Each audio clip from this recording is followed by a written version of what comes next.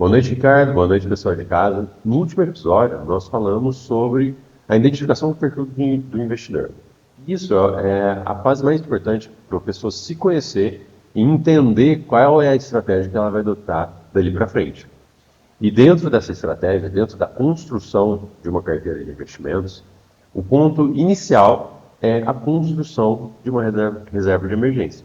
E para que serve essa reserva de emergência? A reserva, como o próprio nome já indica, ela é para imprevistos, para emergências, para situações de imprevisto. Ou seja, a pessoa teve algum problema de saúde, teve um carro, teve alguma manutenção que não estava planejada, teve tem a intenção de fazer uma transição de carreira. Então são questões para proteger, para dar liberdade para a pessoa adotar outras estratégias mais para frente. Bom, e como que dimensiona uma reserva de emergência? Aqui a gente tem que pensar nos cenários de vínculo empregatício que a gente tem no país, que basicamente são três. Pessoa concursada, que tem uma segurança muito grande, a pessoa que é CLT, que tem diversas ferramentas que garantem, que dão uma tranquilidade maior uma vez que ela tiver alguma situação de emergência, ela também for mandada embora, ela tem diversas ferramentas que a protegem. E também a gente tem o autônomo, que esse não tem segurança, proteção praticamente nenhuma. Por que eu falei disso? A partir do momento que a segurança, o nível de segurança de cada um desses modelos aumenta, você pode diminuir a tua reserva de emergência. Então, para deixar isso mais concreto, como que funciona? Como que a gente calcula? Para uma pessoa concursada que tem mais segurança, mais ferramentas que deixam ela protegida financeiramente, nós utilizamos para calcular o dimensionamento da reserva de emergência 3 meses do custo de vida. Para uma pessoa CLT, 6 meses desse custo de vida já é uma boa reserva de emergência. Já uma pessoa autônoma, é interessante que ela tenha no mínimo 6 meses do seu custo de vida, mas o ideal é que ela tenha 12 vezes o seu custo de vida mensal. Vamos exemplificar. Uma pessoa que gasta ali R$ 2.000 por mês. E repare que eu falei o tanto que ela gasta, e não o tanto que ela ganha. Então, se ela gasta R$ 2.000 por mês, se ela é concursada, é interessante que ela tenha 3 meses de reserva de emergência. Então, é interessante que ela separe R$ 6.000 para a reserva de emergência. Uma pessoa CLT, eu falei 6 meses, então é interessante que ela tenha ali reservado para a reserva R$ 12.000. Uma pessoa autônoma, é interessante que ela tenha R$ 24.000, no mínimo R$ 24.000 investido para a reserva de emergência.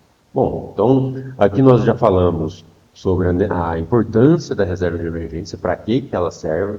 Também falamos os tipos de vínculo empregatício e o que isso influencia no dimensionamento de uma reserva de emergência. E falamos, por último, do dimensionamento dessa reserva de emergência.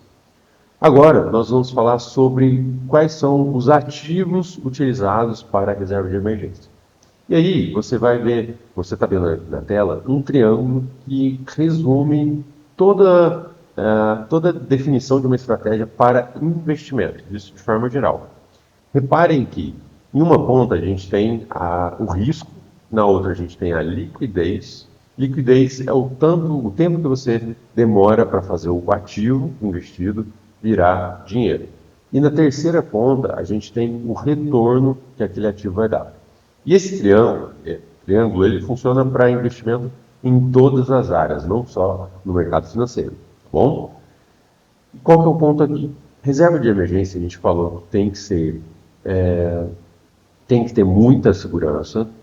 Ela tem que estar à disposição a qualquer momento, até porque a gente não sabe quando uma emergência vai acontecer, então ela tem que estar à disposição. E, consequência, ela não vai ter um retorno muito grande. Então, a partir desse princípio, que ela tem que ter uma reserva, uma liquidez muito alta, não pode ter risco, porque esse dinheiro ele não pode ser perdido. e, por consequência, o retorno dele é menor, existem apenas 4 classes de ativos para investimentos em reserva de emergência. Vamos lá? A princípio, o ponto assim, básico é que são ativos de renda fixa. Então, quais são eles? Primeiro, um CDB de liquidez diária, e que eu sempre falo para procurar um CDB que no mínimo 100% do CDI. Esses termos, essa sopa de letrinha, a gente vai aprofundando ao longo das aulas dos episódios. Beleza, então, primeiro ponto, CDB de liquidez diária com no mínimo 100% do CDI. Segundo, fundo de investimentos em renda fixa com liquidez diária. Terceiro, conta corrente remunerada. E quarto e último, tesouro direto, tesouro Selic. Esses são os únicos ativos que você pode utilizar para a reserva de emergência. Tudo bem? Pessoal, eu me despeço aqui, agradeço a participação de todos e até o próximo episódio.